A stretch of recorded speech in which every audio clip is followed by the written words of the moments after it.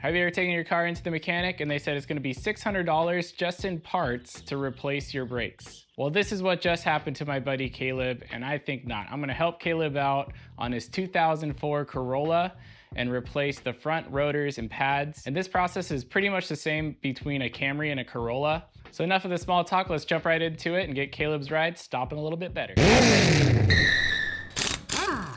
You know how we do it. Park the car on a flat surface and throw something behind those back wheels. Break the lugs while the car is still on the ground and jack the car up. Let's not forget a jack stand. Now take those lugs all the way off and put them somewhere safe.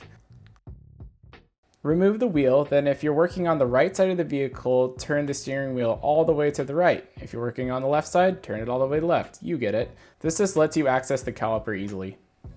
Jumping behind the brake so you know what sockets to grab, the caliper is held on by two 14mm bolts and the caliper bracket by two 17mm bolts. Start off by removing the two 14mm bolts and put those somewhere safe. Then push and pull on the caliper, compressing the piston. If you need to, you can grab a screwdriver to help move the caliper, compressing the piston. After a little finessing, you can get the caliper off, then hang it somewhere so the brake line does not have any pressure on it. I just zip tied the slide pin hole of my caliper up to the spring. Now with the caliper out, we will take these two 17mm bolts out, holding the caliper bracket to the knuckle. I did so with a breaker bar and finished removing with my impact driver.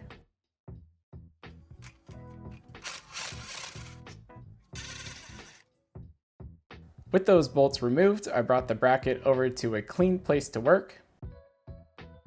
We prepped the bracket by removing the old brake pads, followed by the old anti-rattle clips. Now this bracket doesn't look too bad, but what you want to do is clean up those channels you took the anti-rattle clips out of until they are nice and down to bare metal. Sometimes you have a really rusty bracket and you're really gonna have to clean it well. Now check out your slide pins. On a Camry, these are bolts. Corollas, it's a slide pin with some threads for that 14mm bolt. You want to make sure that these are moving in and out freely. So if you have rust on this pin or if the rubber boot is cracked, consider replacing it. Mine looks good, so I wipe the old grease off and apply a good amount of new brake grease. Then reinsert the freshly greased pins and make sure the boot is sitting in the channels just like it's meant to. With the pins in, your brake pad should come with new anti-rattle clips. These can only go in one way, so with a solid squeeze, make sure they are seated in the caliper bracket. Now back at the car, this rotor is completely stuck on the hub. You might be able to free a stuck rotor with some smacks of a mallet, but not this one. I took a long threaded bolt with a nut and then slid it through the caliper bracket hole on the knuckle. Then with a little reverse pressure with an impact driver, it broke free. Now to prevent that stuck rotor again, I cleaned the hub up with a wire brush and applied a thin layer of grease.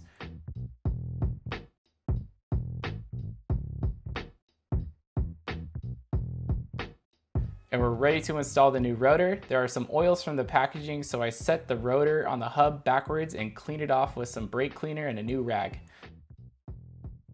Then I flip the rotor around, making sure I'm holding the sides. Throw a lug on the bottom so the rotor sits flush onto the hub, and then clean the other side with some more brake cleaner.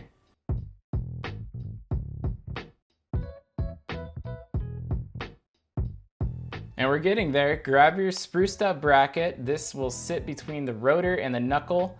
Then thread those 17mm bolts in and torque them down to 79 foot-pounds if you're working on a 2004 Corolla like me. Always check your vehicle's torque specs.